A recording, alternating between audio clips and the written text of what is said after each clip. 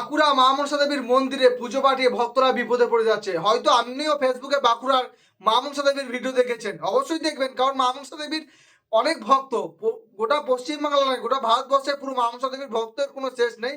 তো অনেক ভক্তরা মা মনসা দেবীর কাছে কিন্তু মন্দিরে পুজো পাঠায়, যে বাঁকুড়া মনসা মন্দির আপনারা সবাই জানেন, সেখানে 251, 500, 1001 টাকা দিয়ে পুজো পাঠালে নাকি মায়ের মন্দির থেকে মহাপ্রসাদ পাঠানো হয়। তো সকলেই এই ভেবে অনেকেই 251, 500, 1001 টাকা দিয়ে মহাপ্রসাদের জন্য আর মায়ের চরণে ফুলের জন্য টাকা পাঠিয়েছেন। যারা 51 টাকা পাঠিয়েছেন বা 101 বা 201 এর কম পাঠিয়েছেন, তাদের বাড়িতে কিন্তু প্রসাদ আসবে না। এটা কিন্তু ঠাকুর মশাই একদম ভিডিওতে বলে দিয়েছে।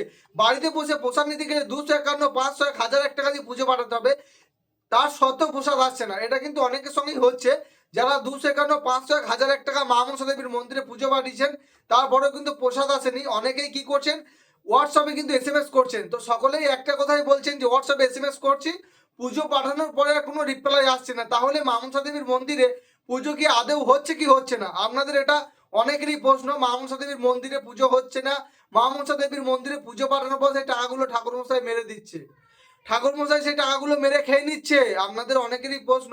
এই কথাটা আমি সবাইকে বলছি না, যারা ভাবছেন তাদেরকে বলছি। চলুন আজকে আপনাদেরকে সেই কথাটাই রিপ্লাই দেবো যে মা মনসা দেবীর মন্দিরে পুজো হয় কি না। সবার প্রথম জয় মা মনসা। তো মা মনসা সেবাশ্রমকে আমি আমার তরফ থেকে জানাই অনেক অনেক ধন্যবাদ, আর ঠাকুর মশাইকে জানাই অনেক অনেক ধন্যবাদ। তো ঠাকুর মশাই যদি ভিডিওটা দেখেন, প্রথম থেকে লাস্ট অব্দি দেখবেন, একটুখানি দেখে কিছু ভাববেন না, কারণ আমি সবসময় প্রমাণ ছাড়া কথা বলি না। আপনারা সবাই জানেন প্রমাণ নিয়ে তারপর ভিডিও করি।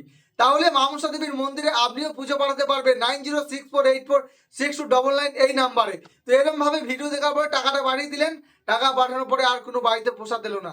আচ্ছা, তো আপনাদেরকে একটা কথা বলি, যখন আপনারা পুজোটা পাঠাইছেন তখন কি মনের মধ্যে বিশ্বাস নিয়ে পাঠাইছেন যে মায়ের কাছে আমি পুজোটা দিচ্ছি? যদি বিশ্বাস নিয়ে পুজোটা পাঠাইছেন, তাহলে আপনি যদি মাকে বিশ্বাস নিয়ে পুজোটা পাঠিয়েছেন, অবশ্যই আপনার পুজো মায়ের কাছে হবে।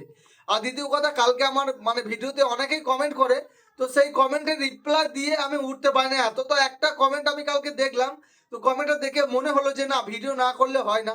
কমেন্ট আমি এখন দিচ্ছি, আপনারা একটু দেখে নেবেন।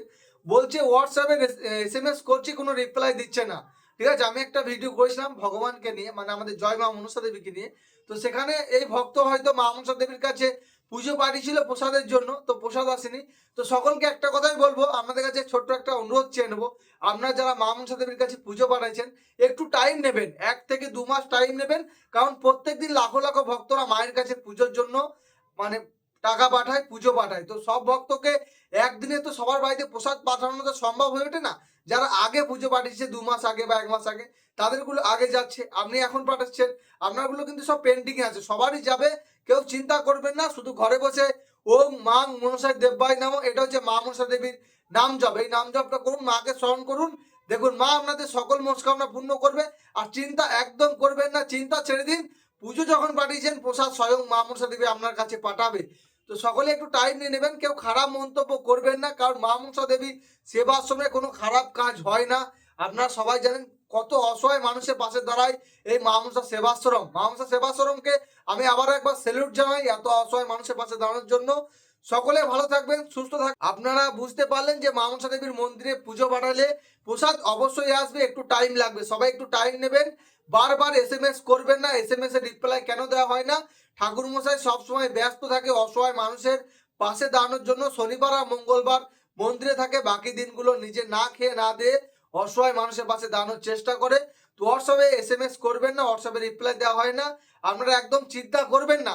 আর যদি কোনো মা মনসা দেবীর মন্দিরের ব্যাপারে কেউ কিছু জানতে চান, অবশ্যই আমার কমেন্ট বক্সে কমেন্ট করুন। আমি ঠাকুর মশাইয়ের সঙ্গে আলোচনা করে আপনাদের সেই কমেন্টে রিপ্লাই দেওয়ার চেষ্টা করব, না হলে একটা নতুন ভিডিও আনার চেষ্টা করব। সকলে ভালো থাকবেন, সুস্থ থাকবেন। জয় মা মনসা।